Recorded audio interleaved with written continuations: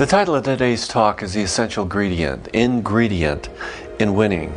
And I don't think I'm going to even have to explain what I mean by that, because I think it'll be pretty obvious as we go through. But I do want to start by quoting Bear Bryant. You remember Bear Bryant? Any of you?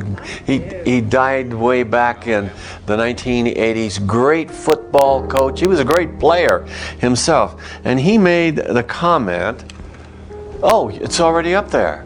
Somebody's anticipating me." You did. You did. Did I do that? Okay. Anyway, this is what he said, and I love this statement because there's a lot built into it. It says, "It is not the will to win that matters. Everyone has that. It is the will to prepare to win that matters." Now think about that.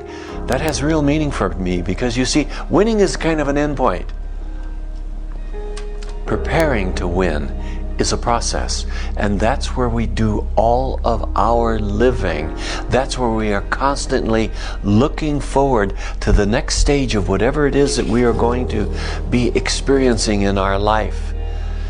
And if we get stuck in the win, then we're never going to move forward into the glories of life that are there for us if we can but step into them. There are two kinds of winning. The first kind of winning is to beat your opponent, to overcome the opponent, conquer him or her, outdo that person. Many of us are familiar with that, aren't we? We love a good game, and it seems like this is one of the objectives of the game. And I know I approach gin rummy when I play my wife in this exact same way, brutally. And she does whip my you-know-what a good part of the time. The other kind of winning is to be all you can be. And I think actually they're both valid. We can become very, very compulsive in either one of these ways of winning, or we can be very effective in it. I like a good game. I like to enter into competition in various ways, and I can enjoy that. But when I become compulsively involved with it is when I begin to do something to something within me. One person, a great athlete, some people consider the greatest athlete ever, and I think, without a doubt, in my mind, the greatest Major League Baseball player to ever have appeared was a guy named Ty Cobb. Ty Cobb, many of you realize, was not the most admirable of persons. Maybe you've seen the movie on him. It was Tommy Lee Jones played the role. He was perfect for it, by the way. I've seen commentaries, I've read articles and books about Ty Cobb because he fascinates me. He was such an example of excellence as far as his craft, his skill, the expression of his talent was concerned. But he was kind of a reprehensible human being. I mean, a lot of people didn't care very much for him. He would do anything to win, and he demonstrated not only this inner competition with himself to be all he could be, but especially when he became the manager of the Detroit Tigers, and by the way, he's still considered to be the greatest, and he played his last game in 1928. He died in 1961. But when he was with the Detroit Tigers, he really compromised his ethics a lot. Interesting, the guy set a record, the record for the outstanding, the best batting average of any player ever that has stood since 1928. It was 366. That means that 36.6 times out of every 100 that he went to the bat, he made a base hit. No one's ever come close to that since. Roger Hornsby came pretty close with 358. But Ty Cobb still stands. But is that the kind of winning that we really want? Some people will do almost anything to win, as is evidenced by the proliferation of books that have been published on winning, and here are just a few of them. I remember when I first saw this one, Winning Through Intimidation, I looked at that and I thought, good heavens, who in the world would publish a book like that? And I wouldn't even look at the book because I thought it was such a gross thing, to win through intimidation. It turns out the book wasn't that bad. It was really a pretty darn good book, but it had a catchy title, you got to admit, and sold a lot of copies. On the other hand, I have a book that I've owned for years that I just love, written by a psychologist named psychiatrist actually, Ron Smotherman, called Winning Through Enlightenment. It's like I finally wore it out and I didn't know what I was going to do because it wasn't available anymore. Less than maybe $75 or so used. And then I found one in a flea market right here in this church a while back. And then there are all kinds of other books. Be a Winner in the Game of Life, that was written by a New Thoughter.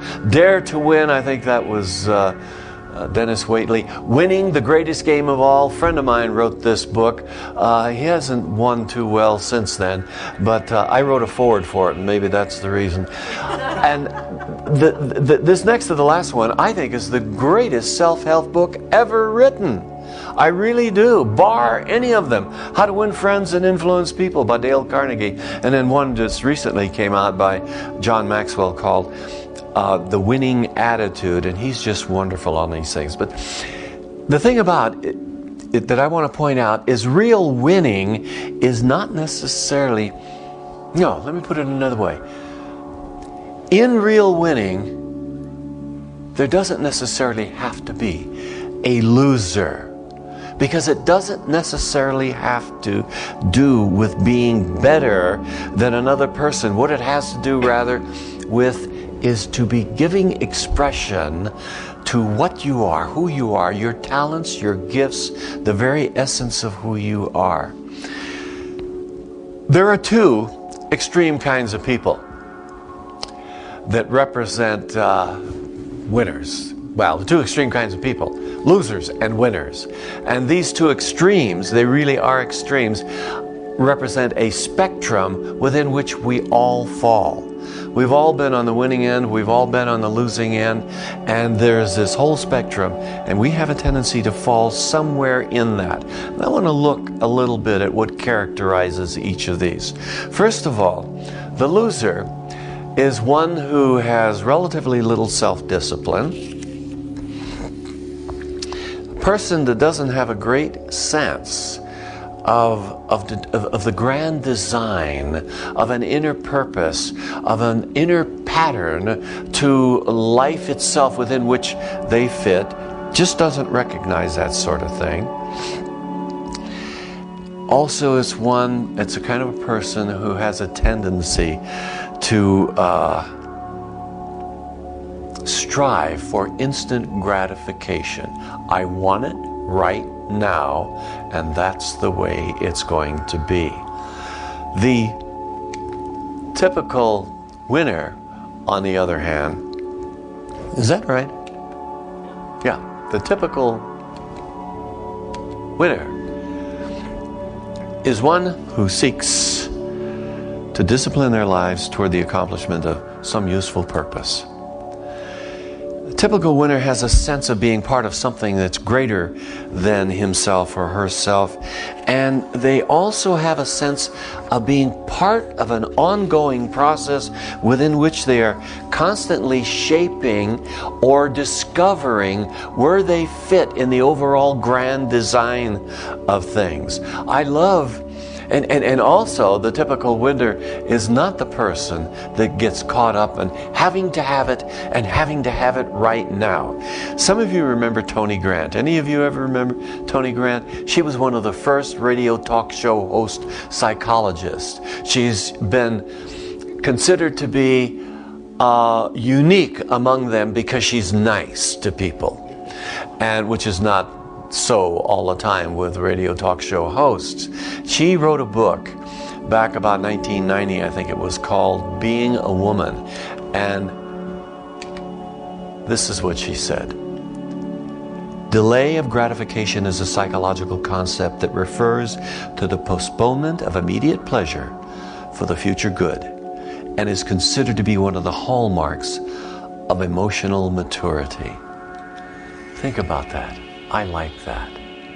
How many of us are able to hold back, recognize that necessarily moving into something just because it happens to be there may not be really serving us in the overall scheme of things? Emotional maturity, and we all want to be able to express that. I remember a story about John Wesley. You remember John? Well, you probably don't remember him, but you know who he is. He lived back in the 1700s in Britain, and he was the founder of the Methodist Church. And John Wesley was out walking with a friend of his on one occasion, and this friend was very, very troubled. He had all kinds of problems, all kinds of difficulties, all kinds of personal circumstances that he was dealing with. And they were walking in this pasture, and there was a fence, a rock fence, a rather tall rock fence that they were approaching. And as this guy was talking, he stopped all of a sudden and looked up, and there, stretching, looking over the fence, was a cow gazing in their direction. And he looked at that and he said to John Wesley, he says, "Look at that cow. Why is she doing that? Stretching so hard." And Wesley looked at him and said something very profound. He says, "Because she can't see through it." And he says, that's what you have to do. You have to stretch so you can see beyond whatever the barriers are that you can't see through. But you've got to stretch to do it. And I think that is a good example for all of us. I remember reading about an interview that Luciano Pavarotti did with someone who was trying to gain background on him to write an article. And they were talking about his success and some of the kinds of things that he had to do in order to be able to arrive at where he was. And Pavarotti looked at him and said this, "Do you know the hardest thing about being a singer? It is to sacrifice yourself every moment of your life with not one exclusion." Do you see the focus that one has to bring to experience excellence and to be a winner in the process of life itself? And this is what he's talking about. And he went on to explain the things that he couldn't do, mainly because he had to protect his body, his voice, his life, his circumstances, an incredible amount of discipline. But a lot of times we don't do that. Look at some of the great rock artists of the 60s and 70s. And how many of them just disappeared, either died or whatever, because they didn't respect their talent, their God-given talent that still needed to be developed further and nurtured. And so they destroyed that something within them and truncated their ability to continue to give expression to their life as they were intended to. And I believe that was an intention, an inner intention for these particular people. There are two essential traits of real winners. Number one, there's an inner sense of purpose. Number two, there is a sense of eternity. Now, when I'm talking about a sense of eternity, I'm not talking about heaven and hell and that kind of stuff. We don't get into that. I mean, I believe in heaven and I believe in hell, but it's not out there at some other time. It's right here, folks. Either you're in it or you're in it. One way or another. But when I talk about well, first of all, I'm talking about the continual unfoldment in the eternity of experience. There's no beginning and there's no end to it. It's like the circle that I talk to the kids about. God always just was, everything was included, is included, always will be included, and we are part of it. So we are. God is, I am. You've heard that statement before. Now you know what it means. Okay? But I think about this business of the sense of purpose, and I'm reminded of a story that I heard, a true story. There was a minister, he was a bishop actually, and he had some reason to go to Bell Labs and talk with one of the executive scientists there about something. And he was sitting in his office across the desk from the executive, and he noticed on the desk was a little box. And it was about so long, so high, and so wide, and in the shape of like a little casket. Beautifully crafted. And interestingly, on the side of the box was a little switch. And finally, his curiosity got the best of him, and he says, "What is this thing?" And the scientist said, "Flip the switch." So the bishop reaches over, he flips the switch, and the lid begins to open slowly. And emerging up out of the box comes a hand, which reaches up, reaches down, flips the switch, turns it off, and slowly goes back in, and the lid closes. Think about this. This is a device whose main purpose, it was designed to shut itself off. Think of this metaphorically now. How many of us do the same sort of things in our lives? How many of us are continually doing, you remember the definition of insanity? Is doing the same thing over and over, expecting different results, and yet we do that. And we get so into a subjective pattern of behavior that we continue to repeat.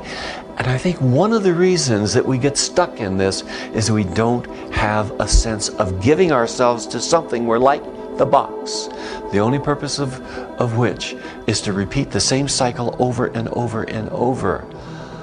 We must begin to open ourselves to the realization of the inner capacity, the talent that we have, the gifts that are intrinsic within us, for which we were born to express. Now, winners have this sense of eternity that I'm talking about here. And when we talk about that, I'm saying there's no end point. You're never done. You're never finished, because there's always more. And there is an infinitude of opportunity available to you, to me, to everyone, to continue to express and expand. That turns me on. You know, it really grabs me. It's like I want more and more and more. And I'm kind of like Jack LaLanne. Remember he made the comment, "I can't possibly die. It'll spoil my image."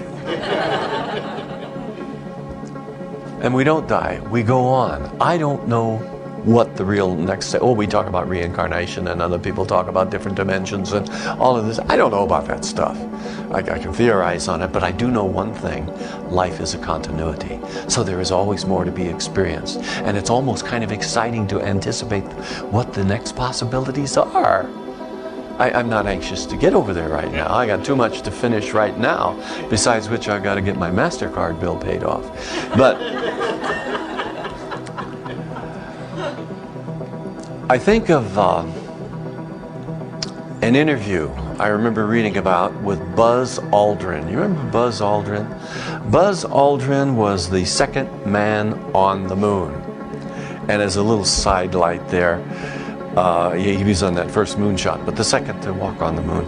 And I was looking for a particular quotation by him and found another one, and I got to share it with you.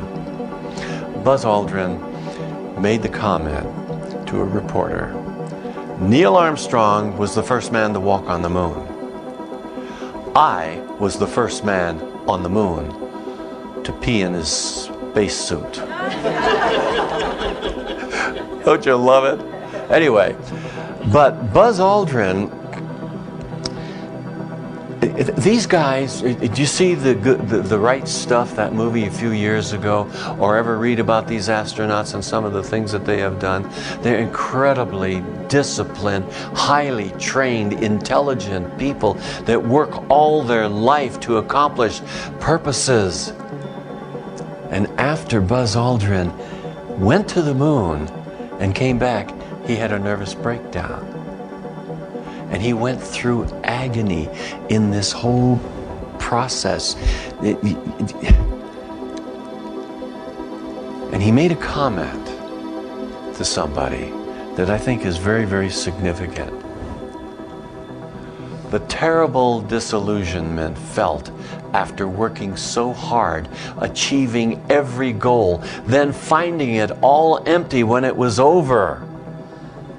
And then at another time he said this, simply put, I was without a career and I was feeling the after effects of it.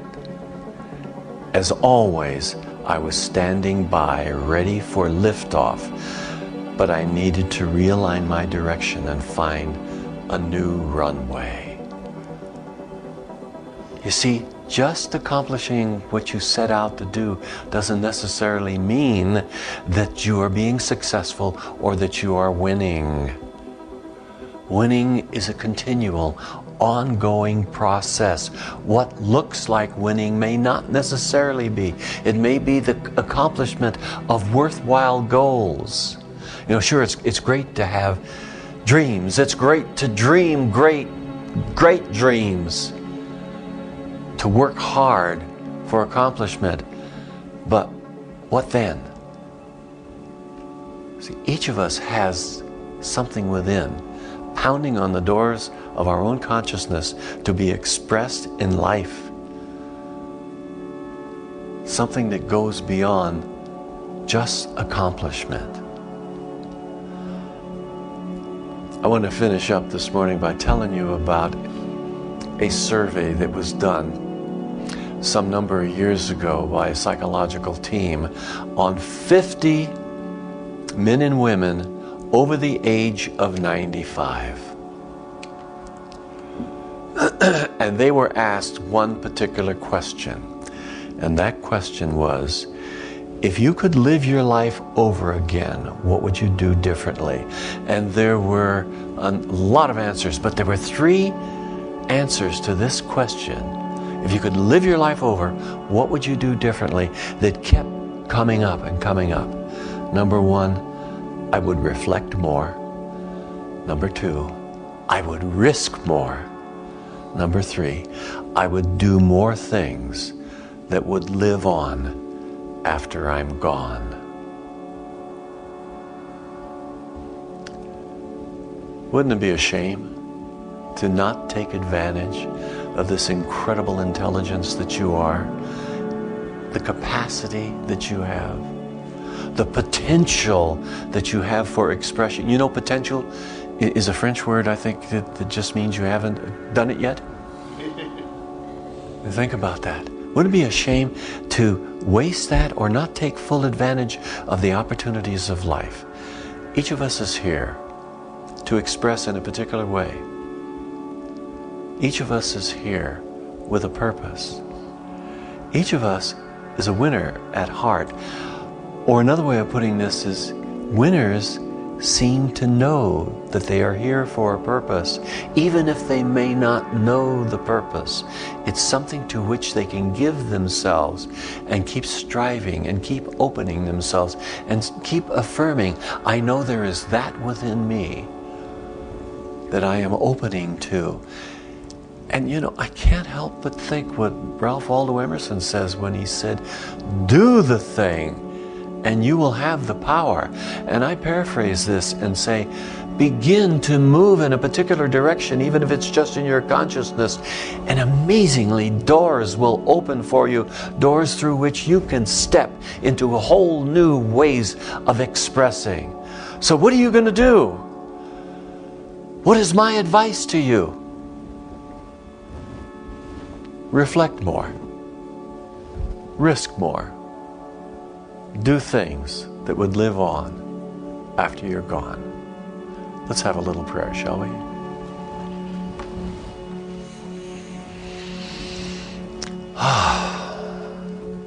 Take a nice deep breath and relax into the moment. Affirm to yourself that there is a power and presence and essence, a love, an intelligence, a creativity, a harmony, a balance, and all of these things bundled into one are just the one. I am made in the image of that one. And I know that God chose to come into this life as me and as everyone here. God chose to incarnate as me. And all I need to do to realize my own intrinsic pattern of life, that for which I was created in this particular human expression, is to awaken to it, to admit it, and to allow it. And with the realization of this truth, I say, I am open to it. I am accessible to the spirit of life, moving in and through every aspect of my life, what I do, who I am, who I meet. I am a reflection of that harmony and balance, that joy, that love, that creativity, that intelligence, and the abundance of the universe. What God is, I am. God is all, therefore, in some way, all is accessible to me. And in that comes my healing, my wholing, which has the same meaning. I experience that harmony and balance, that joy, that love, that goodness. And I am so grateful for this healing right now. I know that it is so. I rejoice that it is so. I accept that it is so. And together we can declare,